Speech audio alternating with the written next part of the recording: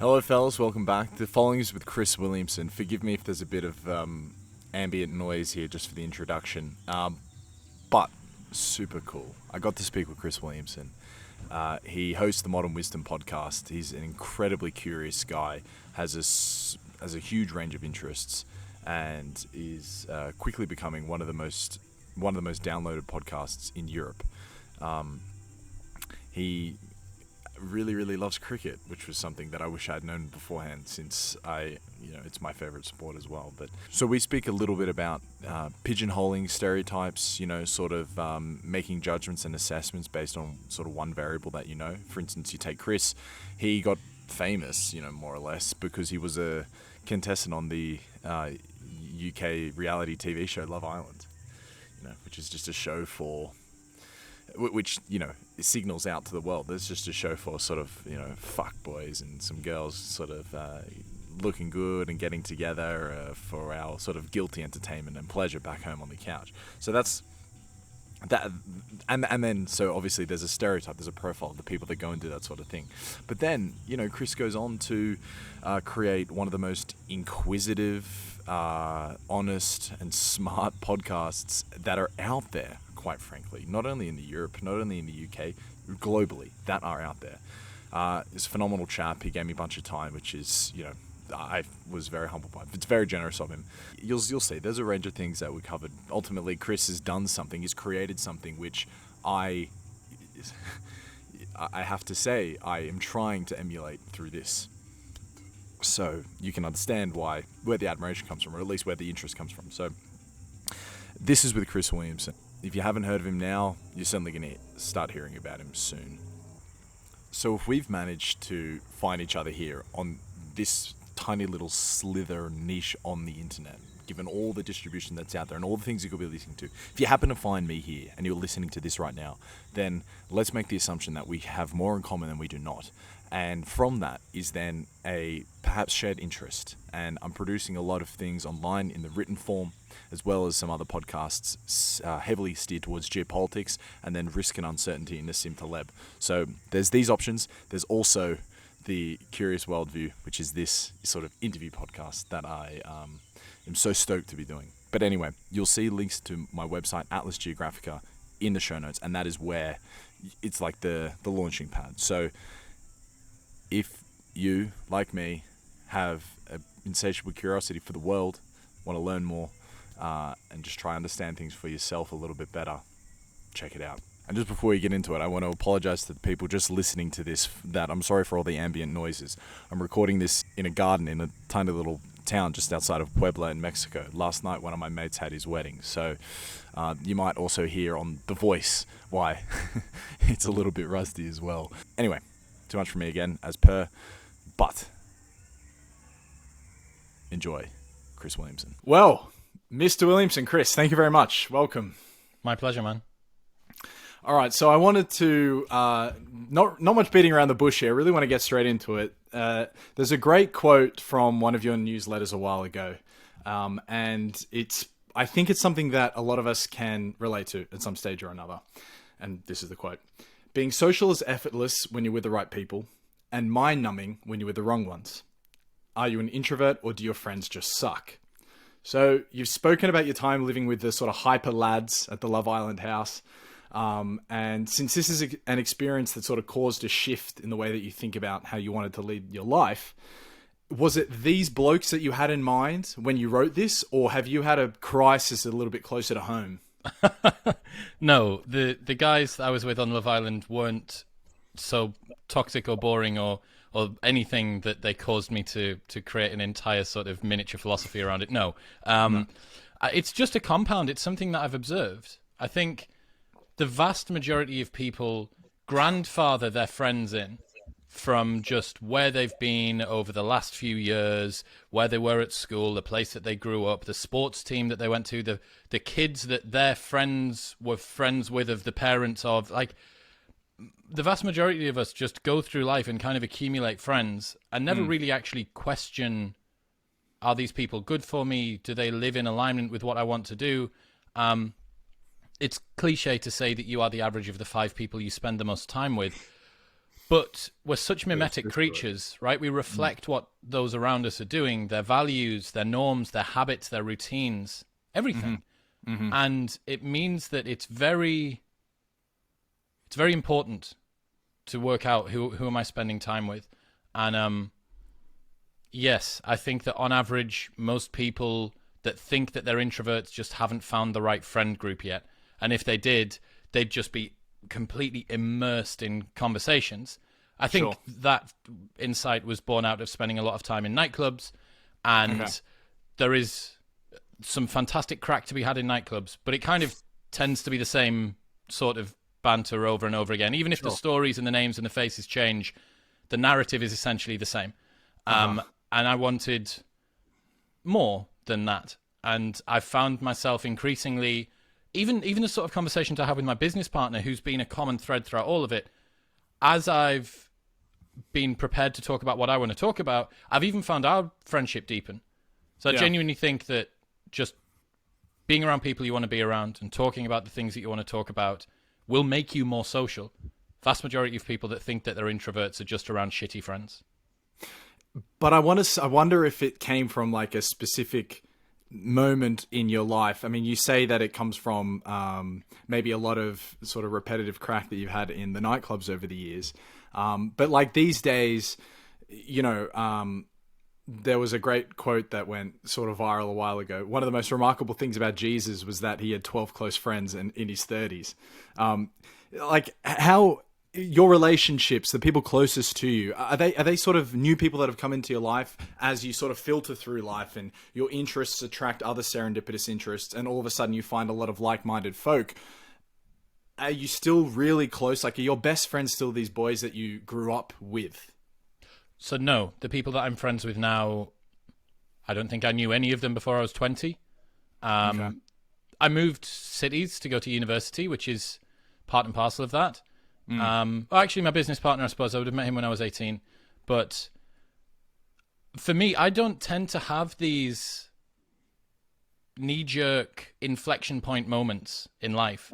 I don't really like. It's cool when someone's got, you know, man, and I woke up that morning and I saw my dad drinking a beer and I knew at that moment that I was gonna not live life like that.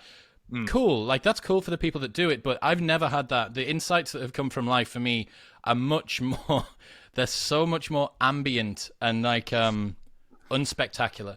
The insights that I've got from life are completely unspectacular. They've just compounded over years and years of slowly realizing the same thing. And maybe that's a comment on the fact that I resist change sometimes, like we all do.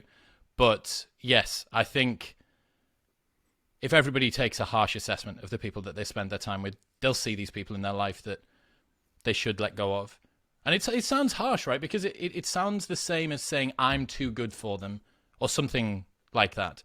It sounds like you think that they're dragging you down or you're somehow elevated above them. It's not about that. It's just, look, do your values... Precisely. Do your values and what you want to do align with their values and what they want to do? And if not, you can peacefully part ways because you are essentially just going along different paths. It's got nothing to do with better or worse, although there are certainly, as far as I'm concerned, objectively better and worse ways to live your life. Yeah, for sure. Those people can go do what they want. But I didn't want to continue having conversations about Jonathan and that girl that totally mugged him off last night, bruv, and that sort of stuff. That wasn't my bag. Yeah. Well, I mean, that sort of leads into this, I guess, what would you say? You've spoken about being pigeonholed as just like that jock who's interested in boozing, who loves going out, who loves talking about chicks. Have you reflected much on whether this is or isn't still your image? Like, for instance, I knew nothing about the Love Island side of your life until I'd Googled you, for example. I just thought, oh, he's a curious guy running a podcast. Because they bleed into each other a little bit. Because it's totally separate nodes you're putting out into the world where the people that come to find you from. Yeah, I get that. It's quite nice when people say that they don't know me from Love Island now. It really is, because I think a lot of the time we do a thing which is big or spectacular or unique or has a little bit of accolade associated with it, and a lot of people cling on to that. You know, it's the classic tale of the high school American football guy, like if coach had just put me in the final quarter, we could have won type thing. I like having different layered narratives that go on in my life, because it reminds me that I've had adventures and I've done different things. And also it reminds me that I'm not staying stagnant and not staying as the same person. So yes, there's a juxtaposition when you can have a conversation with Jordan Peterson, but also 4 years ago we're talking about shagging birds on national TV. Like, I get that. I get that it's there. Yeah. The only real reason I think it's there is because we struggle to fit certain people into archetypes because they're not purpose-built for it, right? You don't. You have the jock and the maiden and the villain and the nerd guy and the cool guy and the girl that's a little bit shy and whatever it might be. And as soon as you take 2 or 3 or 4 of these different elements and blend them together, people kind of don't really know what to do. Our brains are energy-saving machines, right? Why, when you watch a soap opera, within 30 seconds or 15 seconds of seeing someone on screen, do you know exactly their whole backstory? You know where they went to school, their values, their integrity, what they do for a job. Even if you don't know precisely, you kind of do, because it's a time-saving device. These TV programs don't have 4 years for you to become accustomed to who this person is. You need to know right now. And if you are a person who has slightly more nuanced or non-typical worldviews and a collection of interests, you are that non-pigeonholed character to other people. And for a long time, I resisted the fact that people didn't get me. I didn't like the fact that other people made friends more quickly than me. And I couldn't understand why. I was like, oh, well, I'm a nice guy. I think I'm a pretty good friend. I think blah, blah, blah. But what it ended up being, and it was pretty obvious, was just the fact it takes a long time to work out who on earth, like, what is this? What's going on here? Like, what's going on with the podcast and the reality TV and the training, but the philosophy and the talk about depression, but you seem extroverted and blah, blah, blah. But that's your unique competitive advantage. That odd combination of different talents is why you are someone that can go and do things that nobody else can. If you were pigeonholed immediately into an archetype that people can pick up straight away, that means that they've seen it a lot before. Sure. If they struggle to do that to you now, that's an indication that, oh, maybe this is a unique offering. You know, there's a lot to say about that, and I do want to. So I wrote it down so I don't forget to mention it. But it is sort of the idea of how I think that the sort of stereotype, you call it an archetype, how we can sort of stereotype a person. He's that type of person because I've met him 10 times before and so forth. How I actually think that's changing quite a lot. So I just want to put that aside. But you said you sort of struggle to make friends. It is a surprising thing to hear. Have you experienced like a difficulty to relate to people growing up? Are you much better at relating to them now? Or is this a sort of persistent battle that you're fighting? Do you naturally relate to people? I'm an only child, which I think naturally means that you spend time on your own. You're used to solitude. There's no amount of socializing that your parents can do for you with friends from school that will catch up to how much if you had a brother or sister that you lived with 24 hours a day. So inevitably, I think all only children sort of lean towards introversion at least a little bit. And yeah, for a long time, I did struggle to connect. And that was quite embarrassing because I was in a position of social prestige. Thousands and thousands of people knew my name. Oh, And this is even after Love Island. This is before Love Island. Okay, So so go on. when Why I does was everyone know your name? So I'm a club promoter, right, in Newcastle. We run one of the biggest events companies in all of the city, and we had the biggest Saturday night for more than half a decade. So I worked 204 Saturdays in a row without a break. And I was the guy with a huge white man afro on the front door of a nightclub. 2,000 people, between 1,000 and 2,000 people stood outside, and at least 50% of them, if you'd said, who's that guy with the big hair, they would have known my name.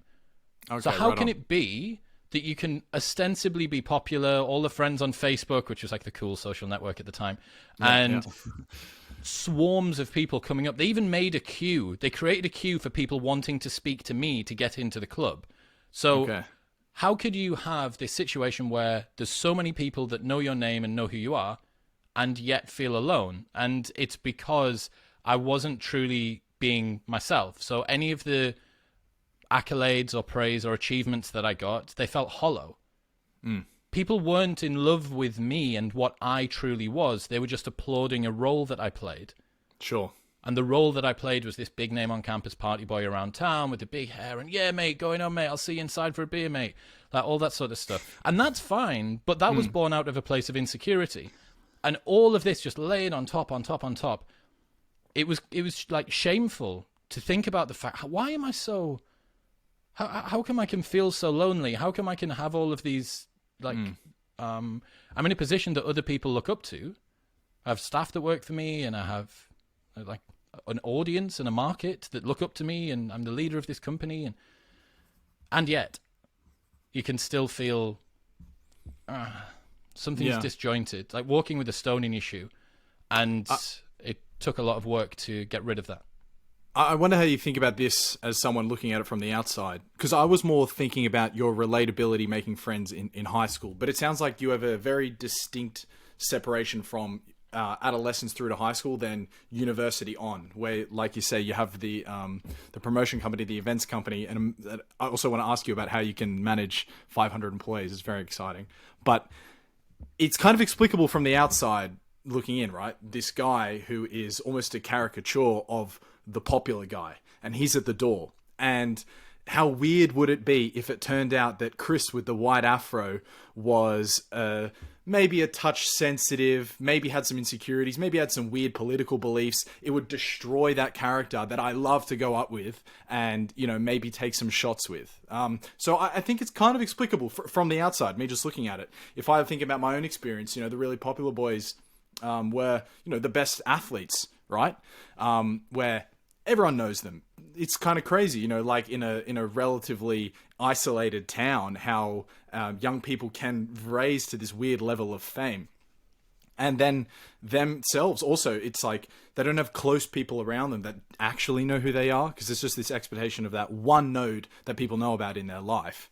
And I'm not sure where I'm going with that, but it's sort of, I'm trying to touch on that relatability function. What about before Newcastle and before you were promoting nights and, you know, putting yourself into the height of the social, like, hierarchy, you know? What about high school, Chris? Was he relatable?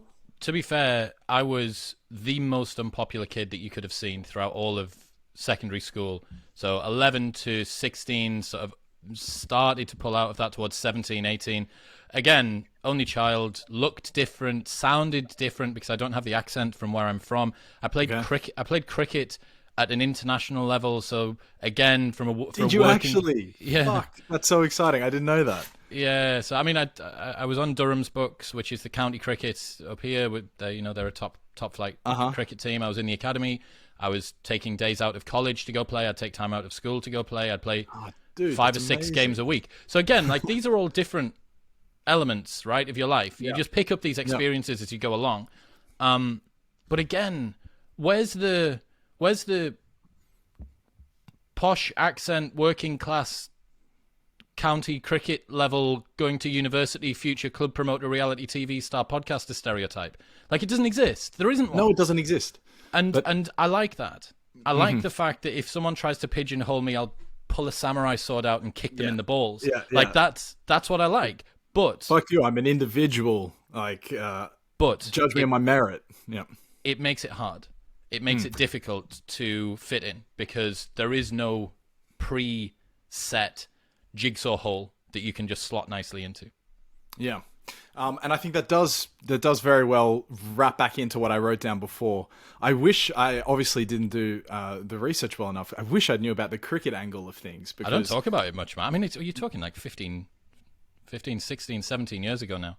Well, I mean, I guess I'll put it aside. So I'm trying to stack like topics here, but until I was about 16, I was convinced I was going to play Test cricket for Australia. So I think we'll have a lot to say about each other there. Cool. But to talk about this, like, you know, Chris Williamson is the individual. Separate him from the archetype. Separate him from the jock, the guy that loves boozing, the guy that's on Love Island. Like, there's a very clear judging a book by its cover for a participant of Love Island, you know, as you well know, as everyone does. But I wanted to make a commentary because now you've gone on to create one of the United Kingdom's biggest podcasts, which means one of Europe's largest podcasts, because English speakers are the podcast listeners of the world. And it's about a fucking slew of interests, which are sometimes, drug, sex, and rock and roll, but very rarely, it's everything else, which is, evident. Just go through the library of episodes. But my sort of theory about this is that and I don't know if this is, spoken about much or acknowledged elsewhere, but in a world where there is so much more group identity and people latching onto their group identity, that can kind of almost go alongside with the acknowledgement of the stereotype or of the archetype, if you will. But what the internet does is it completely destroys barriers to entry for other interests that you might have had. And so you have this world where yourself are manifest at the public level because you've made the podcast big, and so we all know about it. But myself or millions of other just podcast enthusiasts around the world who have our own stereotype that is very easy to pigeonhole us into mightn't realize that our interests lie way beyond that. And thanks to the internet now, those interests can become manifest. And so what I think is, going forward, maybe, our generation is really the start of it, but certainly younger, judging a book by its cover is going to become much harder. And you could get to the point where you have like PhDs going on Love Island, and you can have the opposite example elsewhere. And like, I don't know, it's like an exciting almost worldview in changing perspectives, that people don't have to just be their stereotype anymore, or at least viewed by the rest of the world as their stereotype. I know there's no question in there, but I guess it was just thinking about what you said. Dude, there is a Reddit thread for everything. That's all you need to know. There is a subculture community there'll be one for a random particular edition of the Captain America comics from 1975. And there'll be 50 people out there who adore this one comic and have read it 1,000 times. And you're right, as you permit people to find their group more easily, the desire to compromise who they truly are in order to fit in with a group which is suboptimal in terms of fit, that's going to go away. And yes, as frictionless communication and the opportunity to network with people increases, we're going to see more and more unique individuals coming through. And I think that can only be a good thing. So exciting. And you can sort of see these bold, unique people manifesting across a lot of different nodes of society. I think of this guy, Sean O'Malley. Sugar Sean. Yeah.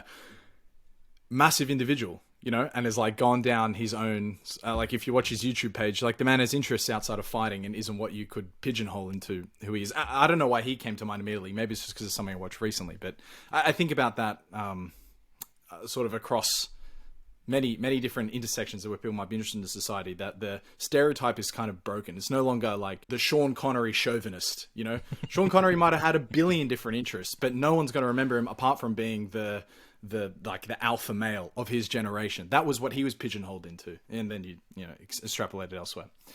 And I am sure from your experience, would I be surprised to hear that a lot of the fellow jocks that you roll around with at the event company or in the bodybuilding circles or other people that have been stereotyped into their pigeonhole, they have these wild interests that never would have been thought of otherwise? I think almost everyone is far less pigeonholable than they think they are. There's only a small number of people, however, who've actually decided to do the self-work and look at themselves and think, hang on, is this actually me, or have they sold themselves a lie, essentially?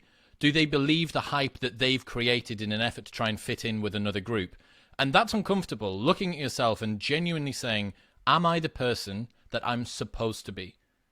That's a really uncomfortable question to ask. And terribly difficult to answer.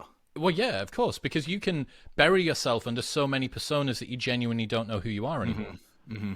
And you dig in and dig in and dig in. That's what the majority of the last 5 years have been for me. And if there's guys or girls listening who are, getting towards an age where they feel like they should have their shit sorted, which it kind of is everyone, but especially as you get towards, the end of your 20s and you're getting into your 30s, and you're still asking yourselves these sort of questions like, who am I? What are my values in life? What do I want to be? What is the sort of world that I want to step into?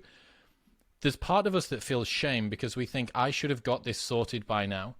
My parents' generation, my mum and dad had got married and had me, and the dog had died by then. I can remember them being the age that I am now, and they seemed like they had all of their shit sorted out. But these are big questions. Asking what is the sort of person that I genuinely want to be is a huge question. And you may never be finished with it, and you'll just iterate and iterate until you get closer to it. A perfect example of this, who people may know, is a guy called Mike Thurston. So he's a big fitness YouTuber from the UK, jacked out of his mind, just walks around at 6% body fat, just permanently looks like he's about to step on stage, including tan, and it's natural. And I've been friends with him since we were both, I was 19, he was 18, we were at the same uni together, doing the same course. And he is a really good example of someone from the outside who looks like a very sort of meathead, classic YouTube and Instagram influencer dude. When you get to spend 5 minutes talking to him, he's not just bothered about that. He wants to talk about a ton of other things. But he also understands, from a marketable perspective, that you do actually need to kind of be a person and what be he a can thing. leverage. Yes. And this is something now that I'm trying to reintegrate. And I think that everybody needs to as well if they want to be successful socially. Loneliness is a kind of tax that you have to pay to atone for a certain complexity of mind.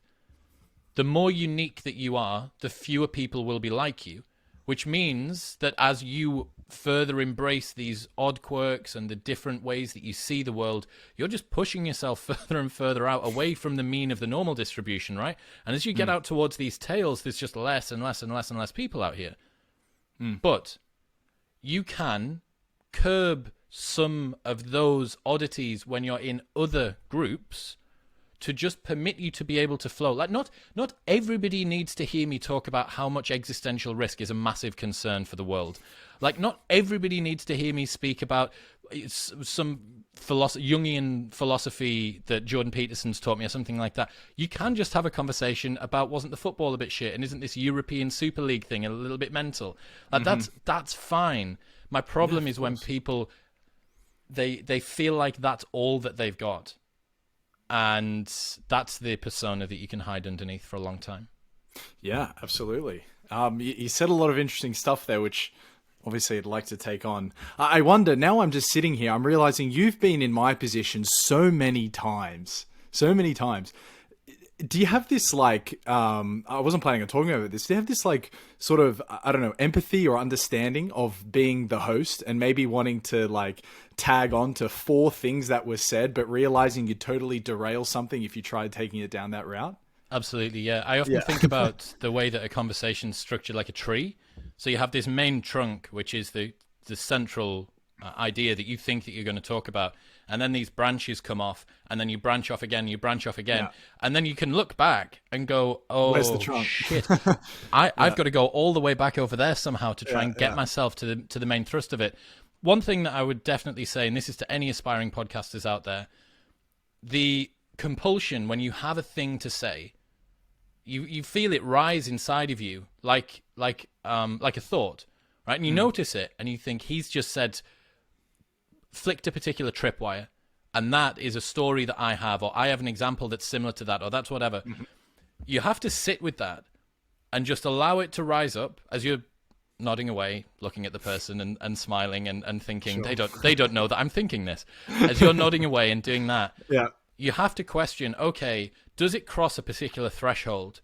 How good is this thought or this piece of input? Where do I want to go next? How long have I got left in the episode? Where are we at in the episode? Is it really even time for me to talk? Or should I just let the guest go?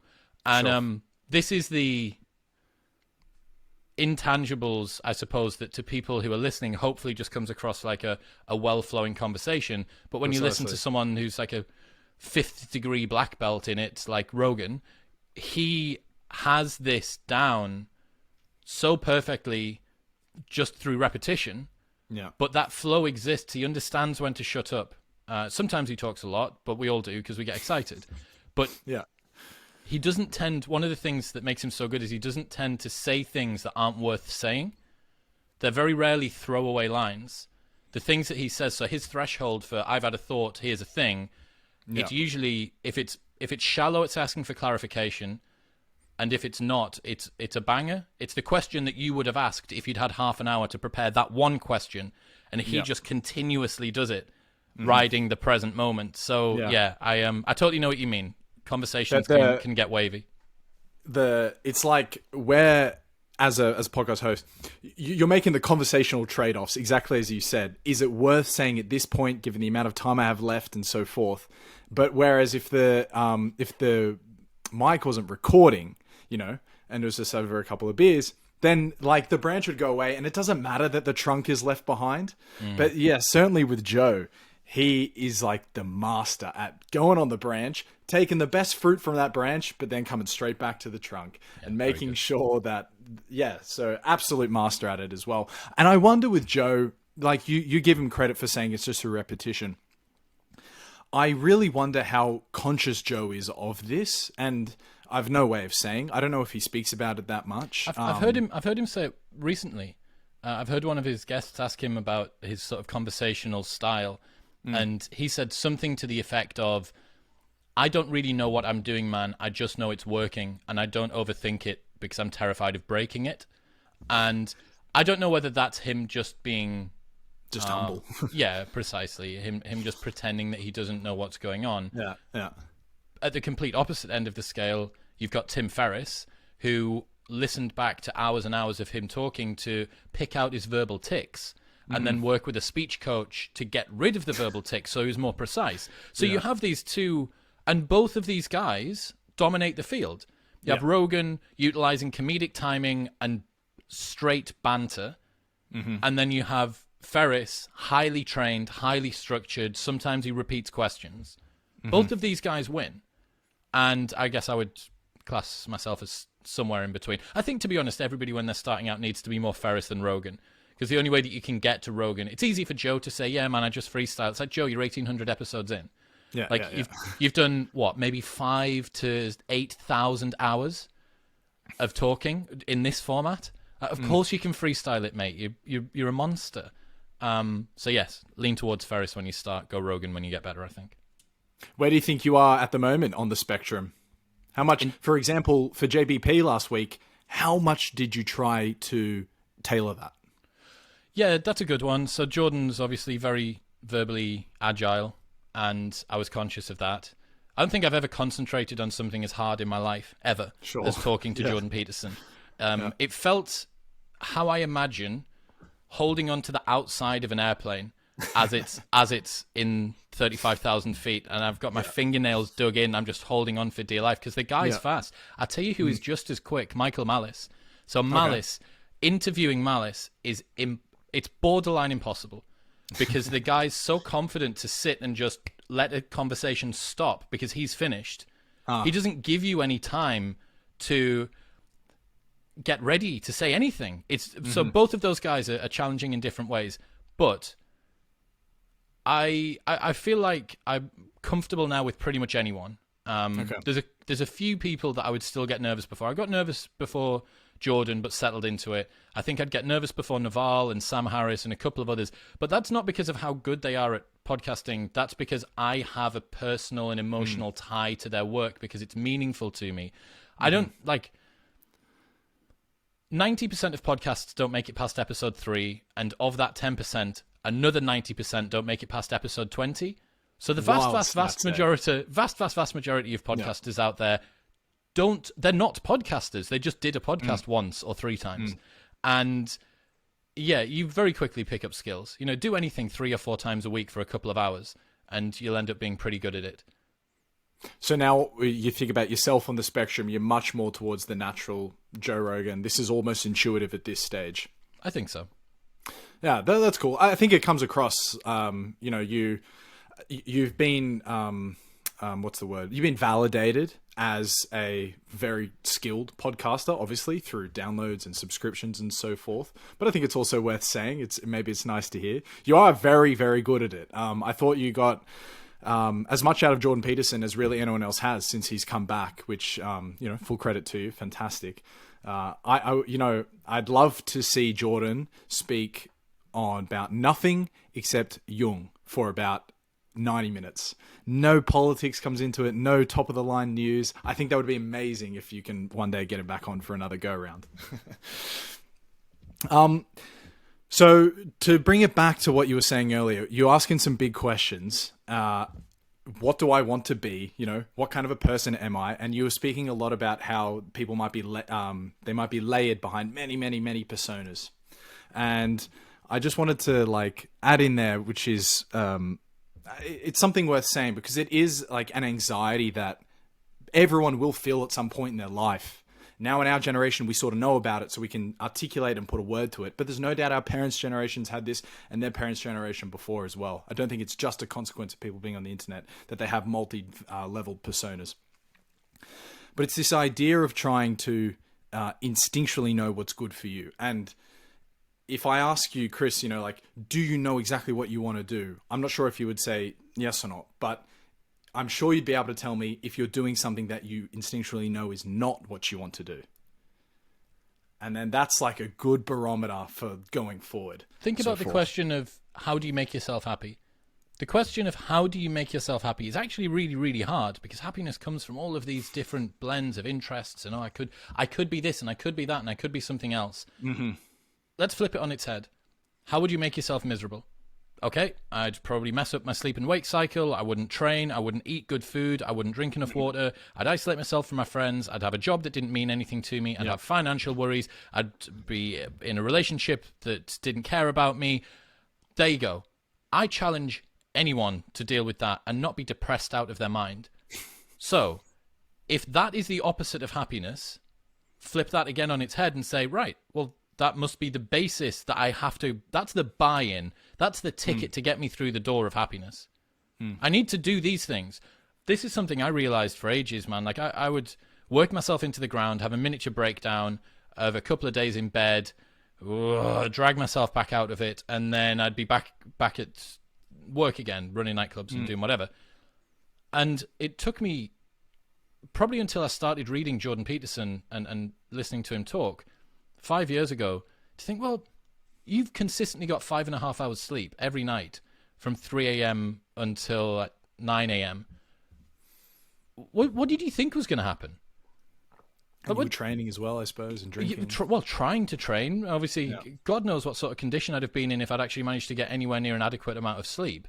But yes, all of those things need to be sorted. The vast majority of people that think that they're depressed or suffer with on and off ambient depression are probably just underslept, undernourished. They're not drinking enough. They're not training enough. They don't have a stable sleep and wake cycle. They don't have friends that make them feel good. They don't have a relationship that gives them meaning. They don't have a job that they care about.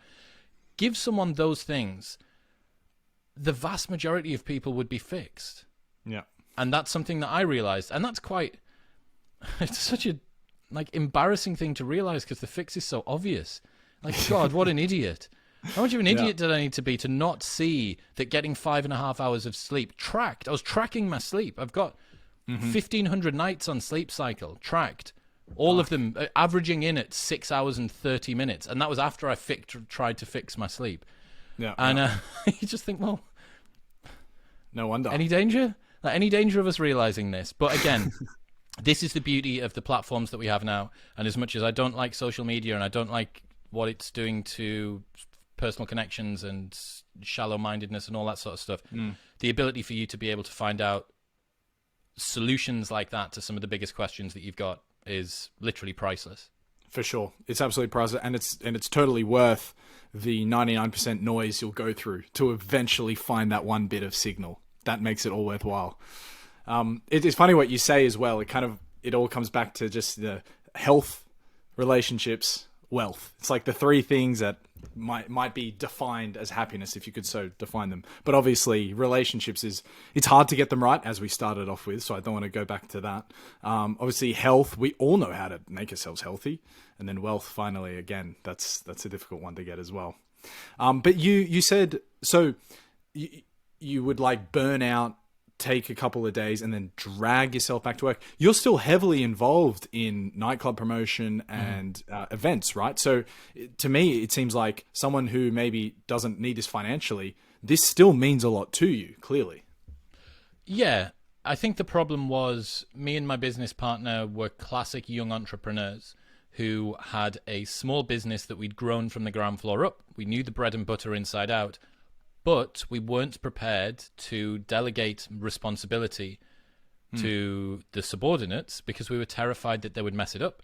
And if they did, it came from a place of insecurity. We were terrified the business was going to fail. And dude, I set up the nightclub that we ran on a Saturday, every Saturday afternoon for 3 years. And it took me chairs and tables and stuff. Yeah, dude, like throwing the roll of gaffer tape with a piece of rope attached to it over this specific spot in the lighting rig so that we could hoist up one of the inflatables every week, every single week. I could have paid a student £25 every single Saturday, had the Saturday to myself. I wouldn't have even felt it. It would have come out of the company budget. But no. Because if the light a little bit to the left and it's not quite in the middle, maybe that's the downfall of the entire company because people are going to look and that's going to be the avalanche pebble at the top.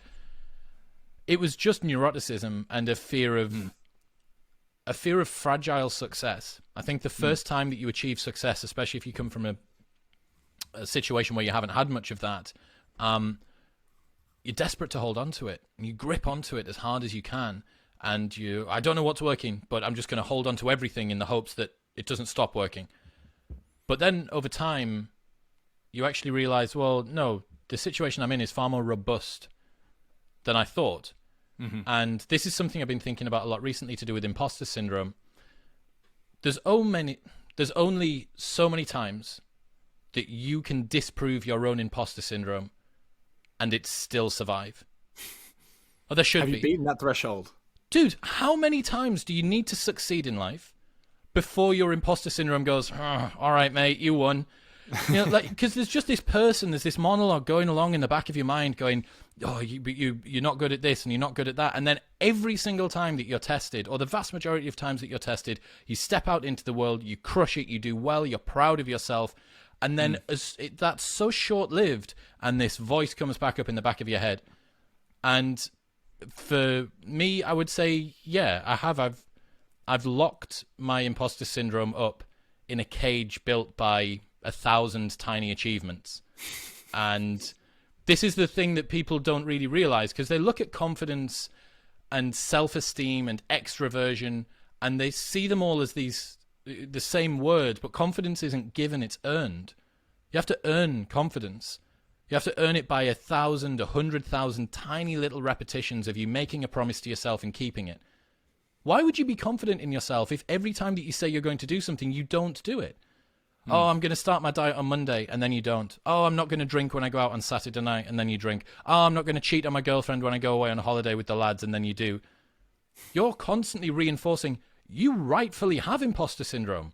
Sure. Why wouldn't you have imposter syndrome? That should be there for you. In fact, that's not imposter syndrome. That's just an accurate representation of how unreliable you are as a human.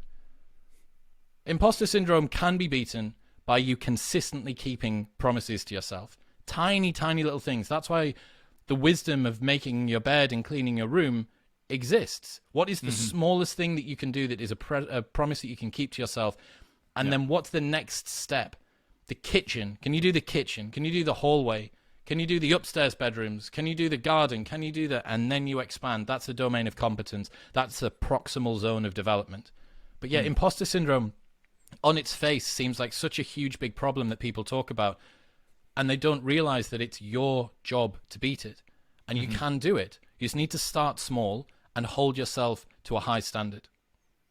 And you said earlier that you don't have these like light bulb moments or anything, but you're speaking about beating imposter syndrome. Was there a time where you sort of realized, wait a minute, I don't feel like I'm an imposter anymore, speaking to this qualified person over the internet that a million people are going to listen to? Was there a time in your life where you've just realized, okay, I guess I'm over it now? Yeah, I suppose, oddly, probably speaking to Jordan Peterson is... Oh yeah, really? That recently? It's just it's another obvious milestone, right? Sure. It's just another, okay, that's A grade, whale level guest. You know, probably one of the most sought after podcast guests on the planet. And yeah, it must be, right? Yeah. I think I've got as good of a conversation out of him as anyone ever. And that was something that I really wanted. I wanted to... I knew that previously, when Jordan goes to see Rogan and he sits down in his studio and Joe's got Jamie with him and this beautiful studio and a nice audiovisual setup and they've spent all afternoon together and blah, blah, blah. There's an unfair competitive advantage there and they've got an existing relationship. I was really looking forward to this opportunity for Jordan to do his rounds on his tour because I knew that everybody had the same thing. Yeah, Lewis Howe's got 2.5 hours and I got 1.5. Yeah, maybe Tom Bilyeu's spoken to him before. Yeah, maybe Brett Weinstein's got an existing relationship with him. But broadly, it's just a level playing field. And I was like, all right, gloves are off. Like, let's see who can get the best conversation out of this guy. Just using the raw horsepower that you've got, brain to mouth. Same setup. It doesn't matter about the camera. It doesn't matter about the microphone. It doesn't matter about young Jamie being there. No one's using researchers. There's no one in anyone's ear feeding them stats. That's it. And I wanted that. I was hungry for that. I was like, I want to prove to people, I want them to hear that given the same foundation, I can be better than the best in the world at my chosen pursuit. And I think I did it. I genuinely think that that conversation with Jordan, for the topic that I wanted to get out of him, which was personal responsibility, identity change, empowering yourself, I don't think he's had many better conversations about that. Now, that's not necessarily due to me. It was his words. But, Obviously. you know, the conductor makes the music go. Yes, precisely. So man's got infinite wealth in him, but you brought out the wealth you wanted to see on that particular day, which might have been elsewhere. So, yeah, the imposter syndrome thing, it just gets ground down over time, you know? But you have to prove it to yourself. It's taken 315 episodes for me to get to the stage where I can be confident going into a conversation like that. And this is another thing as well. A lot of people, because of the reality TV world and the fact that people can be plucked out of normality and just given fame for existing, basically, you know, for tweeting a thing or for taking a photo of a thing or whatever. Because of that, we forget that fame is actually supposed to be earned. Previously, you would have been famous for doing something, not just for being someone. Sure. Fame wasn't an end in itself. Fame was a byproduct of something that you'd achieved. But at the moment, that's changed. People get famous. It's literally for nothing. And what you have to remember, if you are that person that's grinding away, that's doing hard things, that's cultivating a craft, you're a designer, you're a coder, you're an artist, you're a musician, you're a whatever it is, you're a mum, all of those little iterations are the difference between you and the person that wants to just be plucked out of obscurity and given some sort of talent. If you'd decided to give me Jordan Peterson when I'd done 50 episodes, I'd have fucked it. Yeah, I wouldn't have been able to create... No way would I've... Dude, I was nowhere near the level of podcaster that I am now then. At all. I'm sure I would have prepped hard and got a semi-okay episode out. Sure. But it's like saying, you know, the bodybuilder when he's 18 versus the bodybuilder when he's 25. Like, evidently, once he's spent more time working on his craft, he's going to be better. And this is for the people that are grinding away and do feel like, well, I'm doing things that are virtuous, I'm taking my time with these things. The opportunities will come. And if you stay ready, then you're going to be able to take advantage of them when they arise. And that was something that I really felt like a nice sort of culmination with Jordan. And, yeah, I think it's a nice little microcosm lesson that other people can learn from too. What you said at the end that makes a lot of sense, and is something that I think has been spoken about in certain circles of Twitter, I guess, which circles you're a part of. But this idea of like the serendipity vehicle, the idea of doing something can expose you to that piece of serendipity that can then go project and be that little moment that gives you the big opportunity, which you can then either take advantage of or fail with completely. Do you think that your interview with Jordan Peterson was serendipitous, or do you think rather it was just like it's almost earned after a period of time? Because he is obviously doing the rounds on a book, and I suppose he has his own financial incentive to go on a platform that has X amount of followers is the wrong word, X amount of downloads versus say, you know, another podcast that doesn't, you know. So do you see it as serendipity, or do you see it as earned? I think it's having Jordan Peterson. I think it's somewhere in between. I think that kind of the dark truth of guest booking for podcasting is that the podcasts that get the most plays aren't necessarily the best ones. There are that's up and coming for podcasters who are absolute monsters. But the same as that, there's a garage band somewhere or a local singer who would crush American Idol or Pop Factor or whatever, The Voice. They'd absolutely annihilate it, but they're not in that situation. So should they be there? Are we existing solely on merit? Like, is it literally just the best conversation wins? And it's not. It's somewhere in between. No, you need to get yourself through the gate. And this is why my view on fame has become increasingly more nuanced recently. I don't like the fact that you can become famous for nothing, despite the fact that I was part of that ecosystem with Love Island. And I think that's why I'm allowed to say it, right? Because I can criticize it from within the trench. I don't like the fact that you can become famous for nothing, but fame is a very useful vehicle. Some of the best things that I've done throughout my life have happened because I'm famous or because people know who I am. Like, it will never get boring being walked to the front of a thing and put through a velvet rope by someone. And it means that you have further access. So Jordan came on the show in part due to the fact that I've been mates with Mick for 2 years. So I'm good friends with Michaela, but he still wasn't going to come on a show that didn't have the requisite number of plays and wasn't going to be with a competent interviewer and all the rest of the stuff. So if that's not a perfect example of luck/contacts plus preparation/grind, like, that's literally it coming together there. And then think about the network effect. So Shane Parrish from FS.blog, he's coming on soon. Michio Kaku, the physicist, he's coming on soon. Oh yeah, nice. Like, you know, all of these different people that you get, the reason that people feel uncomfortable about power laws is that it really does feel like the Matthew principle in effect, right? From those who have everything, more will be given. From those who have nothing, more will be taken. The rich get richer. Yes, precisely. Or the podcasts get podcastier. Like, you end up having this, you have the guys that do the rounds across these same big shows. You know that Lewis Howe's School of Greatness is going to get them. You know that Tom Bilyeu and Impact Theory is going to get them. You know that Brett Weinstein's Dark Horse is going to get them. You know they're probably going to go on Rogan. You know that Lex Friedman might get them if he's got time, and blah, blah, blah. Yep. But they deserve that, because not only do they have the reach, but they perform awesome podcasts. And this is the same for everything. It's like, you can shit talk 6ix9ine as much as you want, but when that guy can drive hundreds of millions of plays in hours, like, if you can get yourself to that stage and he's still being picked over you, then you have perfect reason to say this shouldn't be the case.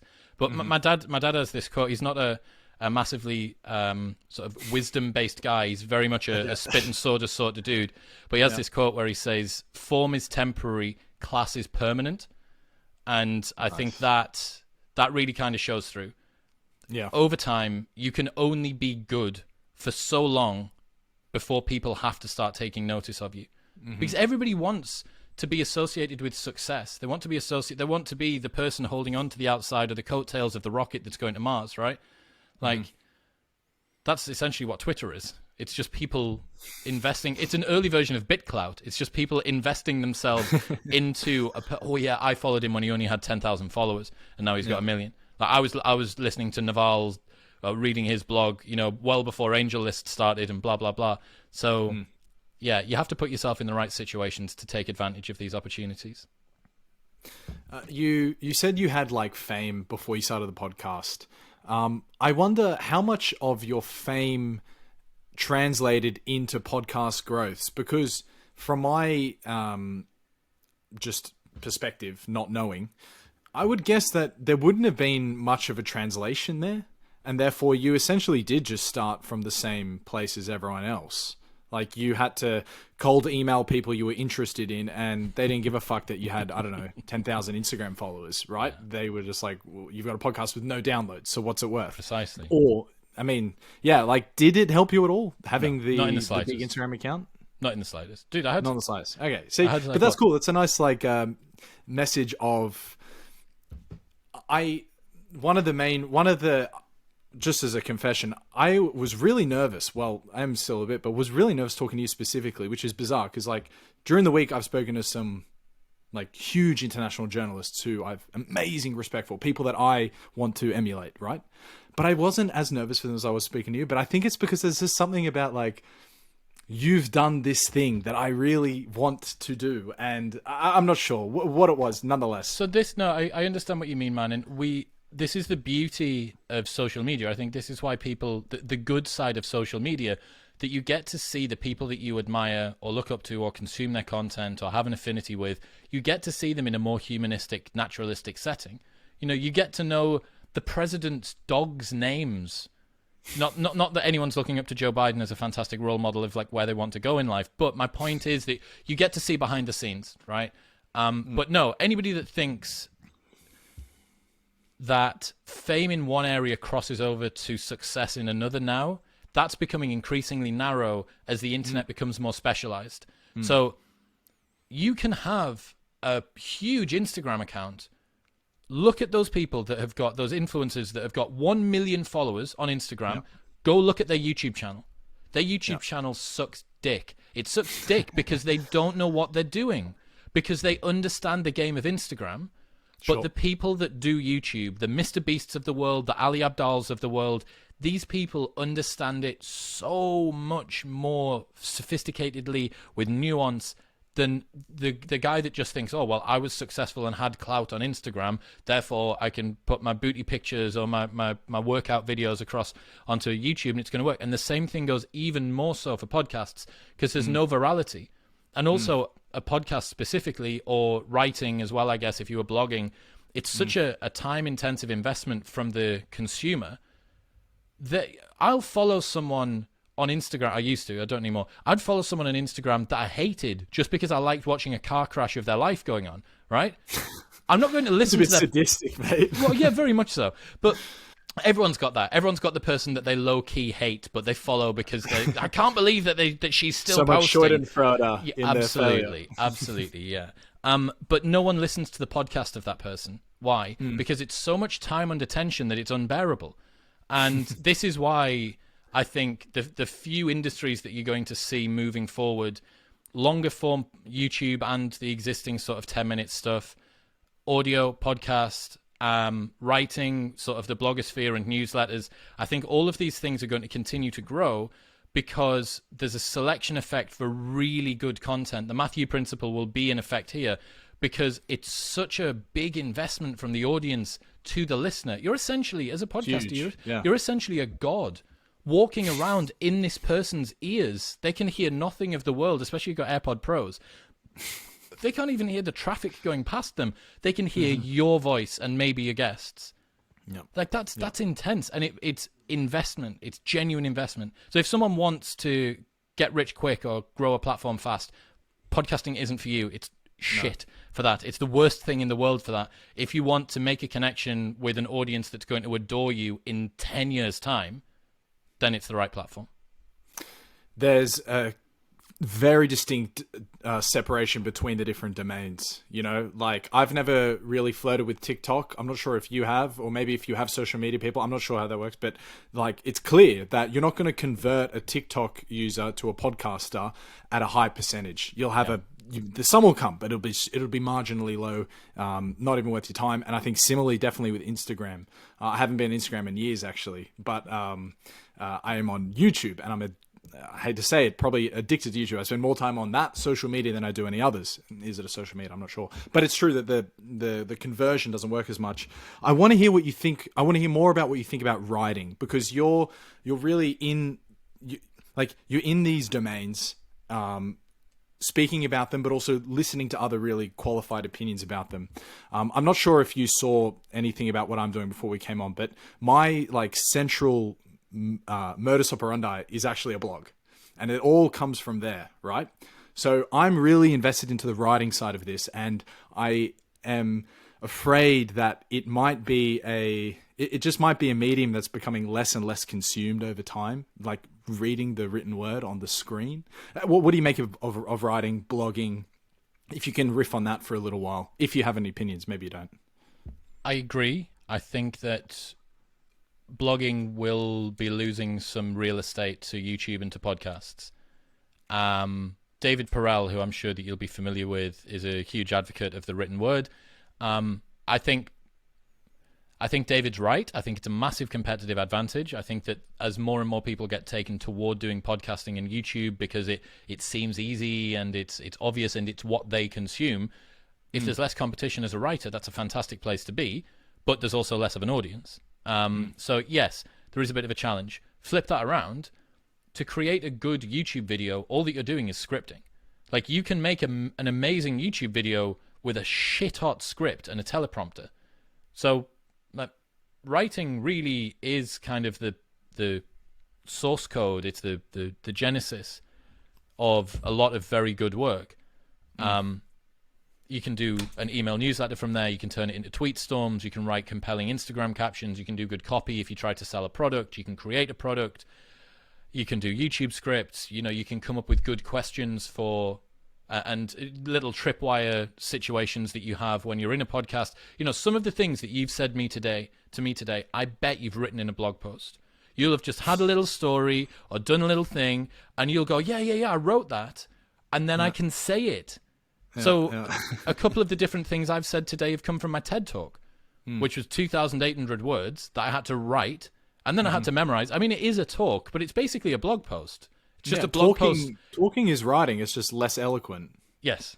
I'm not so sure about whether it would be like that for free flowing. I think that's a lot more unencumbered. I think that's kind of just like brain to mouth. But when you're giving a talk, when you're giving a presentation or a speech, that literally is just write the words, sure, and then learn how to present them, obviously, right? But yeah, I don't think that you should have any concerns with regards to writing. I certainly think that building an email list, and I would maybe go as far as to say that I think email lists are going to be bigger than blogging relatively soon. I know that I consume the majority of my written content via email lists or some form of email list. So maybe it's a Substack, the browser, which you might be familiar with or you might not, but it's awesome. Not the browser, no. Okay, so they curate 5 articles a day from around the internet. They deliver it through Substack on an email list, and you just get it in your inbox. So I'm technically opening articles, but I'm opening articles that have been delivered via an email list. Yeah. Astral Codex 10, Scott Alexander's new place where he's at, that's delivered via Substack. So I'm reading that. I can read it in inbox, which I often do. 5 Bullet Friday, my 3-Minute Monday newsletter that I do, etc., etc. That's how I consume the majority of my written word. So yeah, I think newsletters are a strong place to go. Your on newsletters, my newsletter is like the thing that actually grows the fastest, which is really reassuring. But I have quite a distinctly different one to say yours or David Perel's. And I'm just wondering whether it's the right way to go or not, because yours is it's a message that you read, and there aren't many prompts to take you away from the email. Whereas I'm using mine as just like a way to say this is what has been published in a nicer way. But that's still your content, right? Yeah, it's promoting my own content. But I just wonder, like, if you think that there is a different, from your experience, right? Because I'm asking you as a qualified person here, in the consumption, is it better to have, like, do you get a higher open rate for yours when it's written through, or maybe anecdotally, someone who has a different type that they mightn't have the same open rate for? Do you have any insight into the newsletter game? Yeah, so I can't really speak in terms of numbers because I've never split tested it. I've created 3 articles ever that were just to go on the website, so the article page didn't have nothing on it. And then I immediately went to doing the newsletter. I would be tempted to try out some, shorter reads, some 3-minute reads, 1,000 words, around about 1,000 words or so. I would be tempted to do that and to see if people consume it that way. Because what's the actual end goal that you're looking for here? Let's think about it from first principles. You're trying to get people to consume as many words of yours as possible. That's probably broadly what you're looking for. So how many people are you going to lose through the click-through? And if it's essentially a gallery of things, for some people, amazing. But I would guess that adding in that extra step of friction is going to have a huge drop-off rate. You're going to get maybe 30% opens, but only of that 30% opens, maybe 10% click-throughs, maybe 5% click-throughs. Like, that's not a lot. You go, okay, so conversely, for me, I can get a 20% click-through on the final link in an email, because the email's just text, it's just me talking about stuff. Dude, there are people that do email marketing listening to this podcast, tearing their hair out at me and you, blundering our way through how we try and construct stuff. I'm in a couple of mastermind groups with some buddies, and again, this is what we said before about people going hyper specialized on the internet. YouTube and podcasting and email marketing and Facebook ads and all this sort of stuff. The people that are balls deep in this are so sophisticated. And this is why you can't just play at stuff anymore. The Matthew principle is going to continue through everything. The best person on the planet at ads is going to be twice as good as the next best person. Yeah. And the same goes for newsletter and podcasting and all the rest of it. Rogan's earned more with his Spotify deal than probably the bottom 90% of the entire podcasting industry combined over 10 years. Bottom 90, bottom 99, I would say. Huge, 100 mil, right? Huge amount, right? So, like that shows us that it's a domain of extremists, Dan. Exactly. What is the most amazing upside of having your podcast that isn't obvious to us? Being able to platform individuals that deserve more reach. Now, okay, interesting. Can you give an example of some people that deserve more reach that you've given a platform to? Adam Lane-Smith, I had him on last Monday. He wrote an awesome Twitter thread, harsh psychology truths. I stumbled across it because it got retweeted 5,000 times. I messaged him. I said, dude, this is sick. I want to bring you on. I noted down some of my favorite ones. We talked about it for an hour and a half. And now Michaela Peterson's going to try and get him on her dad's show, and she's going to try and get him on her show, and blah blah blah. It's awesome. That's really cool. It's sick. And Rogan said it before. He said the best thing about having a podcast is being able to give a platform to people who deserve one. And if that's not like such an awesome way, because you can grind away and grind away and grind away for years and years and years, basically asking favors from people. You're asking someone for more clout or more reputability than you to come on your show, and then you get to shape the narrative of the world by bringing on people that you think have ideas that are worthwhile. That is cool. That is really cool. So if I want to pivot the entire podcast into existential risk in 5 years' time, and there's 500,000 people or 1 million people listening to every single episode, and they're bought in and they believe and they trust the things that I give them. But this is the danger as well, because you can have someone who has more nefarious or objectively less good worldviews, and they can start to lead people down different sorts of paths, right? This is the definition of influence. But you can start giving people, obviously Apple and Spotify and YouTube and stuff wouldn't allow it, but you could start giving people really pejorative views or really racist views or really whatever sexist views about the world. You could start to push people into less accurate positions. You could platform people that don't necessarily make the world a better place. This is an interesting paradox that I haven't quite sorted out yet. That I've had Stefan Molyneux on the show. Someone that I got a responsibility almost. Yeah, so I got a lot of stick for bringing Stefan on the show because of his background. I've had Douglas Murray on the show. Douglas, not massively popular in the Muslim community. But it's a soft one though. But my point is, there's a lot of people that have been on the show who have a background that other people were going to take offense to. On one hand, the reason that I'm not on mainstream media is because I don't want to be beholden to anyone. I want to have the conversations that I want to have, and if you want to choose to listen, that's great. Yeah. I wonder whether that changes. I wonder when you start to get 50,000 downloads an episode and you've got a couple of million subscribers on YouTube, I wonder whether there is a level of responsibility on the creator to curate the sort of messages that they're putting across, because in the same way as the kid that's got a toy gun can shoot whoever he wants, the kid that's got an atomic bomb needs to be really careful where he puts it. And as the externalities of the messages that you put online have bigger and bigger impact and people are more and more bought in.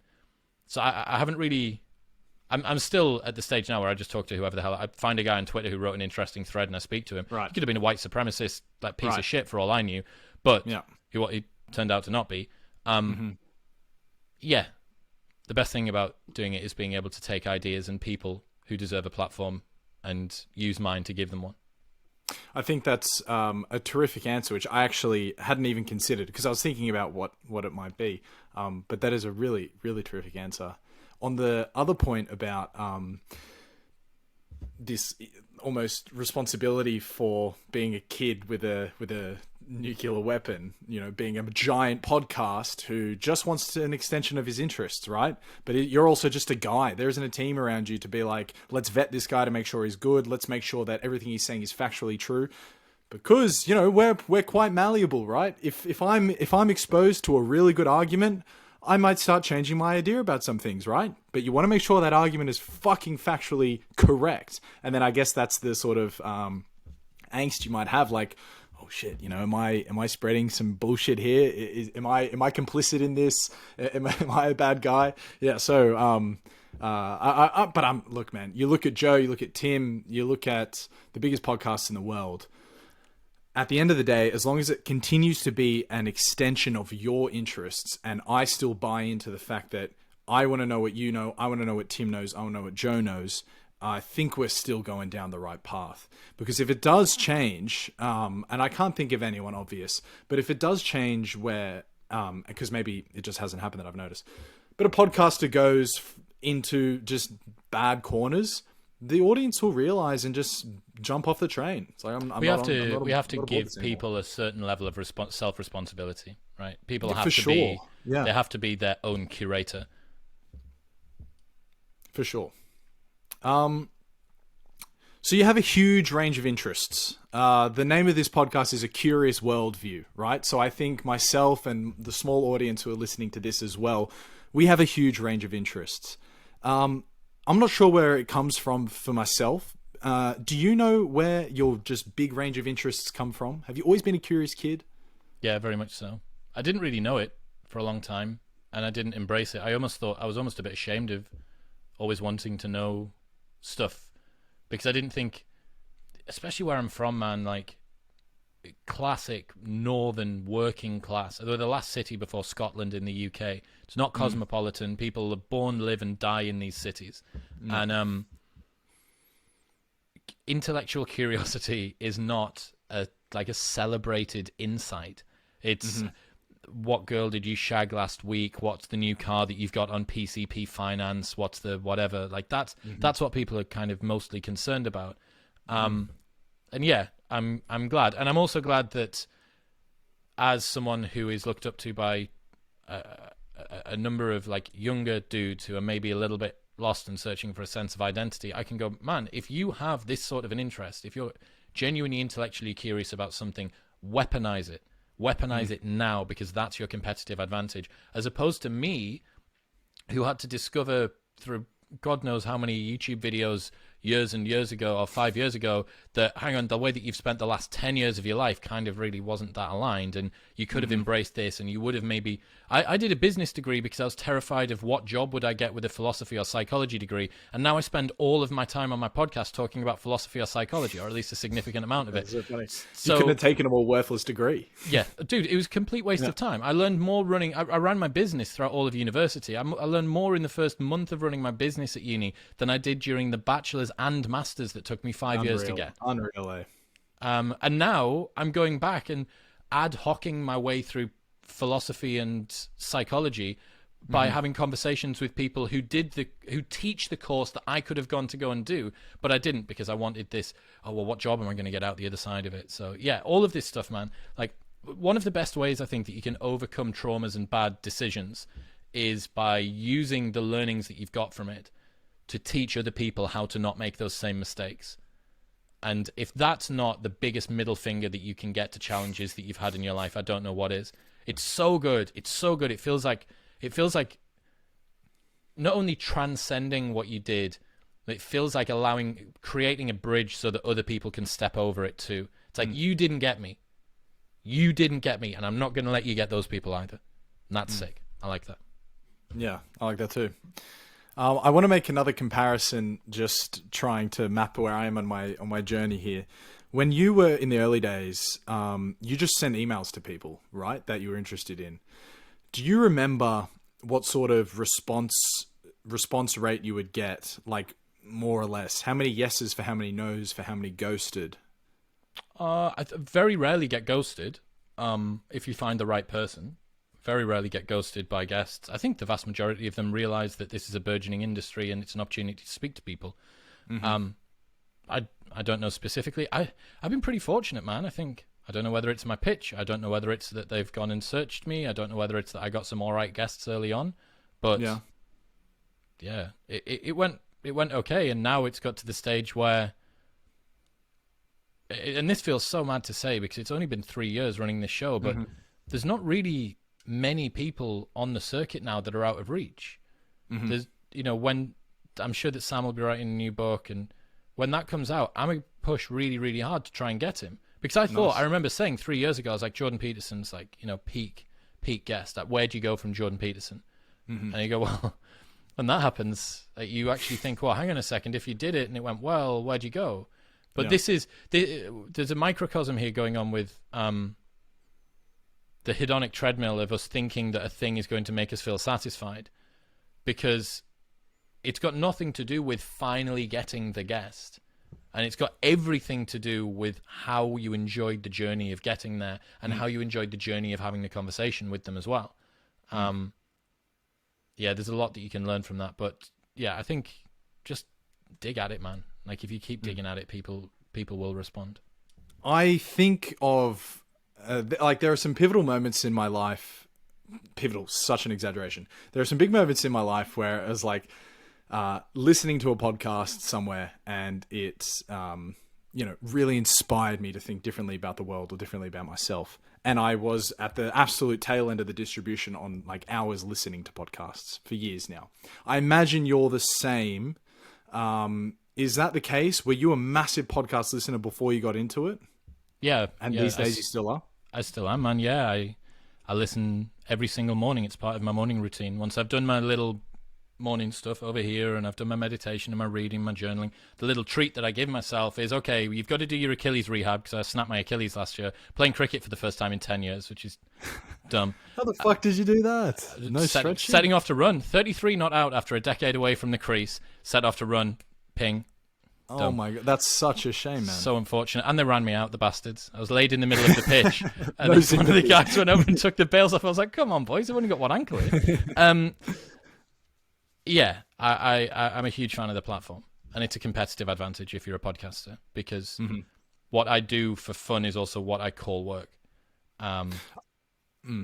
Apart from the big guys, are there some smaller podcasts that are really good that you want to give a shout out to? Yes. The End of the World with Josh Clark is a 9-part series about existential risk. It's a couple of years old now. It's one. Sensing this is something you really think about a lot. Well, the end of the permanent and irreversible extinction of our civilization is a big deal. That's phenomenal. End of the World with Josh Clark. People should go and check that out. It's beautifully soundscaped with 3D sounds, and it integrates interviews, and the production on it's phenomenal. It's as high caliber as you can get, and it's a very unique way to use the platform. That's what I particularly liked about that. I've listened to all sorts. I've listened to true crime. Up and Vanished is a phenomenal true crime podcast.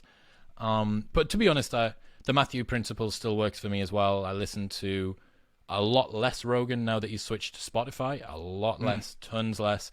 I listen to a lot of... I may get some dislikes for this. I listen to a lot of stuff from the Daily Wire, and it's not just because it's...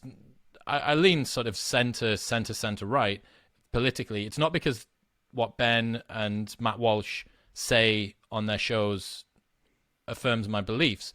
It's that their delivery is something to behold. Listening to Ben Shapiro speak for 45 minutes on a monologue, including ad reads, and him not tripping up once is a sight to behold. And I enjoy reminding myself. Matt Walsh has got a different cadence, but does the same thing. Very slow, very deliberate. Sam Harris is precisely the same. So now I think I listen a lot more like a scout on the bench watching a game. I can enjoy the game, but I'm also looking at the tactics and the skills of the players that are on the field. Yeah. And there's a lot to be taken from those sort of guys. Carl Benjamin, man, like Sargon's pivot to this Lotus Eaters podcast, he is crushing it. They've got this awesome membership site. They're doing really good with that. Shane Parrish, I used to listen to a lot of Knowledge Project. I listen to a little bit less of that. He's not as consistent with the show as he needs to be to hook me. He's not getting on the big financial guests anymore. No, but I mean, once you've got Naval and Esther Perel and these guys, he was the guy that taught me who Rory Sutherland was, and Rory's been on mine twice, and he's outstanding. I'm trying to think about some other underground ones that people might not know of. There's one called Reflecting History, which is just a history podcast. One dude, just some American guy with his mouth like this, really close to the mic. And man, it's fun. It's just and I just sit and listen to him talk about the Crimean War. I don't know anything about the Crimean War, but it's nice sometimes. Hardcore history as well is similar. Dan Carlin's thing. It's nice to listen and not have to recall it, especially given that a lot of the non-fiction podcasts that are out there, they're glorified book summaries, and that's what I'm trying to move away from, especially with my show. I get James Clear or Aubrey Marcus or Robert Greene or Ryan Holiday on, and I don't just want, like, people can go read the book if they want to read the book, if they want a summary of the book. It's like, what's not in the book? That's specifically what I asked Jordan. I was like, what's the rule that wasn't in the original 42 that you would have added? Question. Like that, I don't want to know what's in the book. I can see what's in the book, and people can go buy it. Links in the show notes below. It's an Amazon affiliate link. I want to know what got left out and what the process was like from doing it. And it's nice every so often to just have a conversation where you don't need to remember. So like history podcasts and true crime. No one's coming up and quizzing me. I'm not going to wake up tomorrow and feel guilty about the fact that I can't remember who killed who in yesterday's episode of Up and Vanished. So yeah, there's some. On the topic of like appreciating someone's delivery, I just want to add two more to the list. One you definitely know, maybe one not. Chael Sonnen. Fantastic, phenomenal delivery, yeah. Unbelievable, and Christopher Hitchens as well. If Hitch was still around now, he'd be the number one podcast guest, man. There's no doubt about it. Here's one for you, actually. So my buddy Alex O'Connor, Cosmic Skeptic, he models himself after Hitch's speaking style. Yeah, and it really comes across. He taught me this thing that Hitch used to do during a debate, and it's so clever. And this is what I mean when I say someone's like a scout on the sidelines watching. So Alex is big into debates. He's done these big debates about atheism and veganism and stuff like that. And what Hitch used to do when he wanted to take a little break but didn't want his opponent to chime in is he'd begin the next sentence with the first word of the next sentence and then take a sip of water or do something else or take a breath. Oh, that's so good. So he'd be saying a sentence and talking about this thing when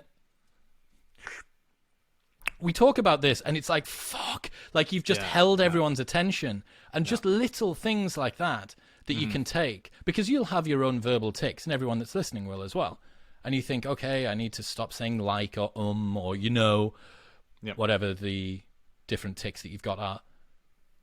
You'll have some that are appropriate and that are advantageous. You want to keep them. But then you can take these little weapons from other people that you've got. Repetition. Shapiro and Matt Walsh from the Daily Wire, they use repetition really, really well. Tell you the same thing, and they'll tell you the same thing, and they'll tell you the same thing in a slightly different way, and then they'll tell you the same thing, and you go, ah, ha, ha, ha. Repetition's not actually boring when it's said with a little bit of energy. So, yeah, I don't know how many other podcasters think sort of about this. I think this is one of the differences between someone that takes it as that's turned pro and someone that's just doing it as an amateur. And then also someone maybe like Sean O'Malley, whose podcast is done in an amateur way, but it's about him just being as much him as it is. It's like it's the Sean O'Malley show, right? Like it's the Sugar Sean show. Like that's the point. The point is for it to just be him being him, and that's why people are there. But yeah, I like adding to the verbal repertoire, and every time you record with a Michael Malice or someone like that, you realize just how much further there still is to go up the mountain. So you're like, this guy's so fast, so quick, and if you were to speak to a Shapiro, it would be that turned up to 11. And I do wonder sometimes just how much of it is natural versus something you can build, but it's definitely something you can build. On the Alex O'Connor thing, yeah, I wrote last year an open letter to the Cosmic Skeptic because I wanted to sit down with him and just discuss Christopher Hitchens for as long as I could, because he made this great video about the Hitchens sophistry. Yeah. How he would. Did he reply to you? No, I never heard back from him. I'll get you. I'll link you in once we're done, man. Well, I'll link you in and you'll speak to him. I talk to him. I must ring him once a week now. We became, and that's the other thing. Here's another thing. That's the second thing probably of podcasting that I should have admitted to. So the first one is to do with the platform and platforming people that don't have one. The second thing is making friends. God, man, like I flew out to America a couple of years ago. I had one day in between Hawaii and Virginia. I was in Hawaii on the 3rd. I needed to be in Virginia by the night of the 5th. So I had the 4th of July in America. Michael Cazayoux, 2 times CrossFit Games champion. I'd spoken to him a year before that, and we'd kind of kept in touch because we got on well, and I sent him a meditation course. And he mistakenly said, anytime that you're in the country, just come and stay. It'd be mint. And I was like, it's the 4th of July. What should I do? And I messaged him, and I was like, dude, look, I'm going from Hawaii to Virginia. It's kind of over the top of Austin. I could come see you for the 4th of July if you want to. He was like, dude, you like book the flight. So he left the door to his $5 million ranch open at 10 o'clock at night. I just let myself in. He was like, you're in the far bedroom. He wasn't even awake. He was in bed. He's like, you texted me, you're in the far bedroom. You've got bottles of water. Get yourself a protein shake, anything you want out of the fridge. I woke up the next morning at 10 a.m., walked into the kitchen. He's there. His wife's there. His assistant's there. The marketing guy's there. Chris, dude, what's going on? Right, let's go and train. And I'm like, I've just arrived at this podcast guest's house who's a multi-millionaire, who's real successful, who's well-known in the CrossFit world. And it's just that over and over and over again. I got to go and see Dr. David Sinclair, one of the premier longevity experts in the world. He invited me into Harvard Medical School. I've got the pass still with my name on somewhere in my drawers over there. Like the adventures that you can go on by really committing yourself to something. Amazing, man. Is phenomenal. And that's the worst thing probably about the pandemic. It's all well and good me being able to crank out loads of episodes.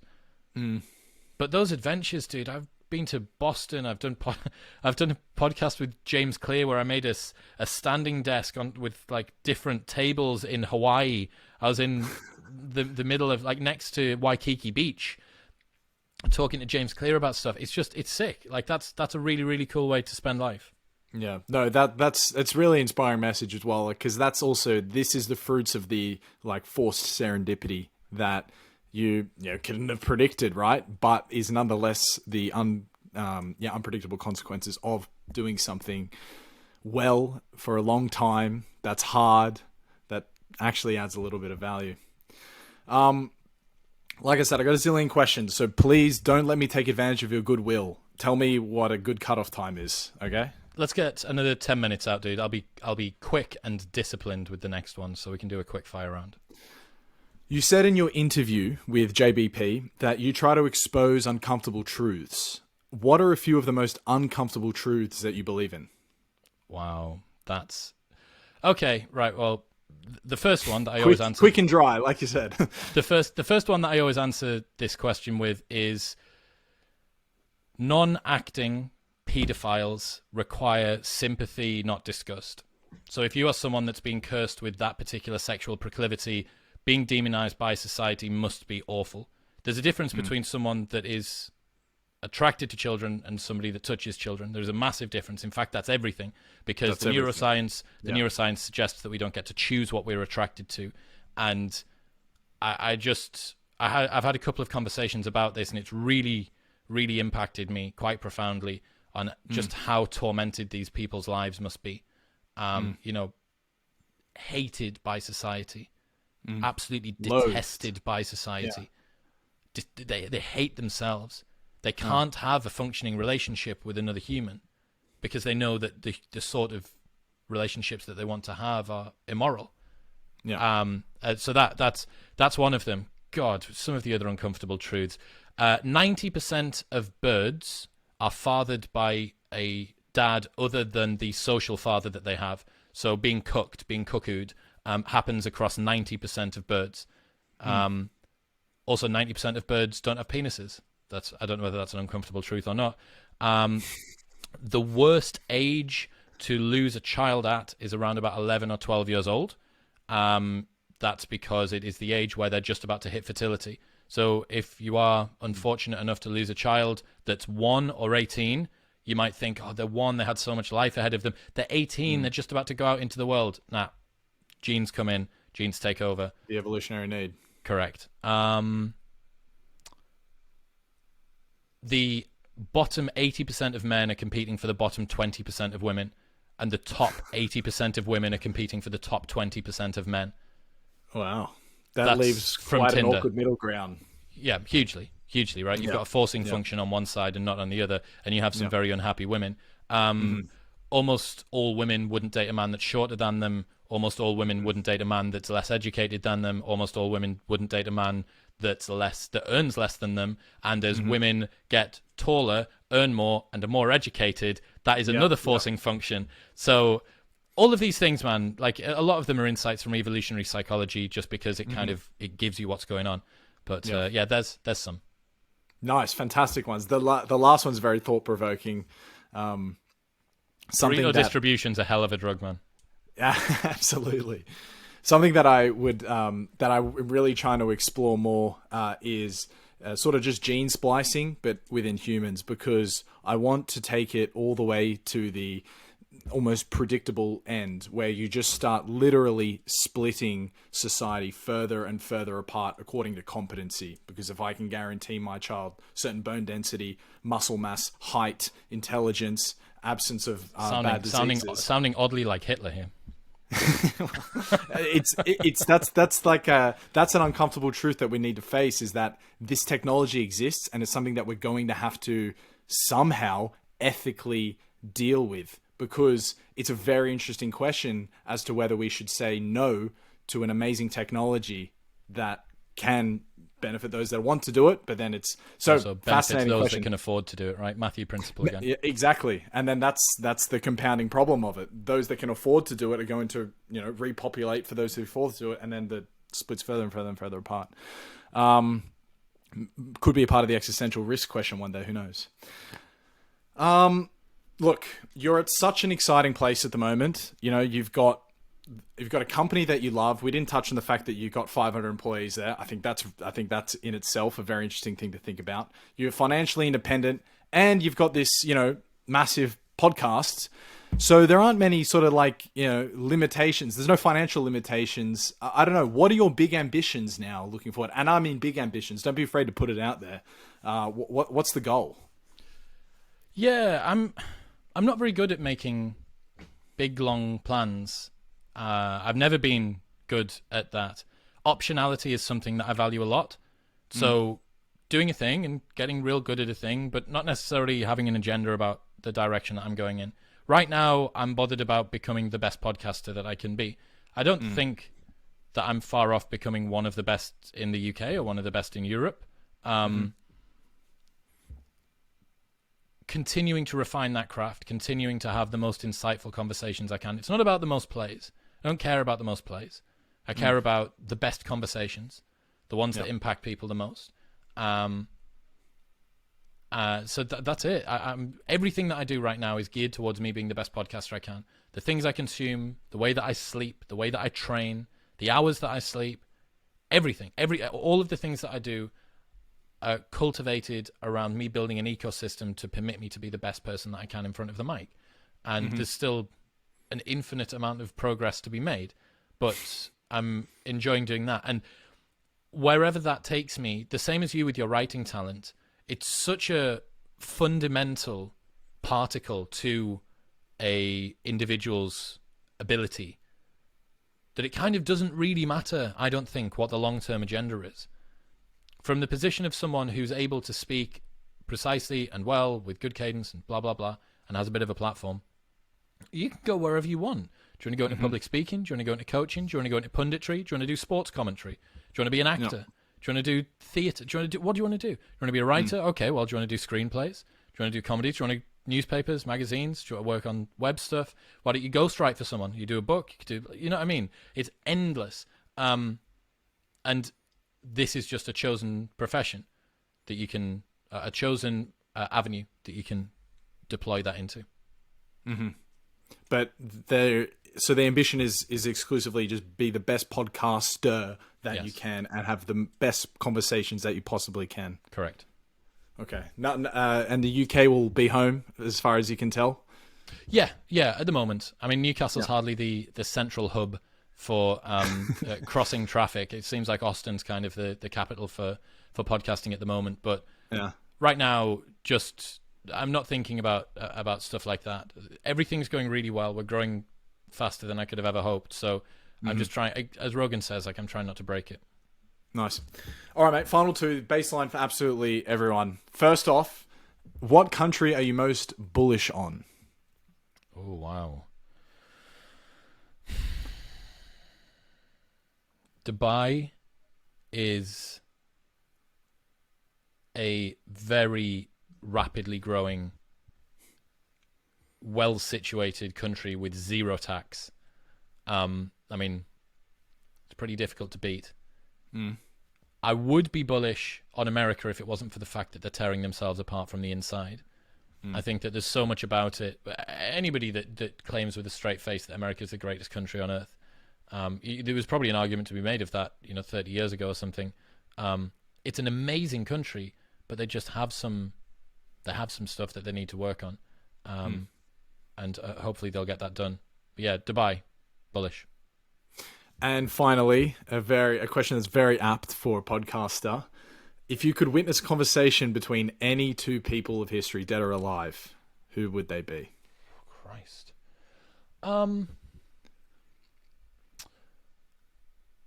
I don't need to go back too far, I think. I would like to see Naval and Jordan Peterson sit down together. I think that would make for a wonderful conversation. I think Jordan would bring the academic side out of Naval. I think Naval would bring Jordan back down to earth.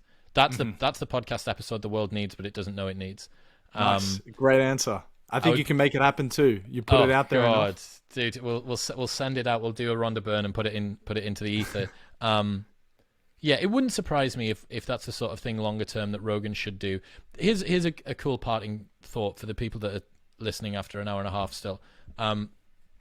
We're seeing in every other different area of the world these super fights occurring. The Jake Paul, Ben Askren, and the guy that's been retired for 20 years and comes back, the Roy Jones Jr., Mike Tyson fight, right? Yeah. I do think that compulsion to see the superstars weigh down against each other and these kind of cross-platform competitions, I think that's great for the entertainment world industry as well, because it means that these hyper mega events, the Naval Jordan Peterson podcast on Rogan, the Tim Dillon Alex Jones podcast on Rogan, you know what I mean? Like these are the things that we want. And I think that it's setting a tone in a way that, how do we one up what we've done before? Well, we need to just, what's the perfect podcast? What's the best YouTube video that we can make? Like, can we make a video where we send a guy to... There will be a YouTube video, presuming that the platform doesn't crash, within the next 20 years where a creator gets themselves to the moon. Like, think about that. That's totally true. Yeah, that's totally true. Think about that. We went to the moon. Why not? Why not? So, as you continue to try and one-up everybody with this, as long as the externalities aren't dangerous, I just think it's so exciting. I'm a huge fan of YouTube. I'm a huge fan of podcasts. And I think that there's an amazing opportunity for everyone to be highly entertained over the next few years.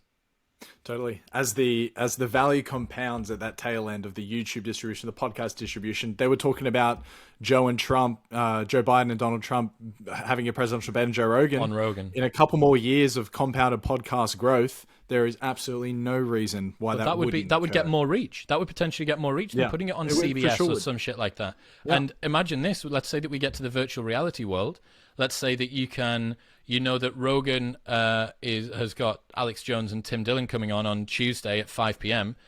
Tuesday at 4:55 p.m. You put your virtual headset on, you sit down, and you're in the studio with Rogan, watching, turning around, looking between the two of them as they're talking. and they've got 3D 360-degree cameras. You can maybe even tune in. You can watch with friends. You can maybe have them sat either side of you, and you're in the podcast. How sick's that going to be? It's pure entertainment as well. It would, The internet, man. It's the possibilities are absolutely uncapped, unrealized. The potential is limitless.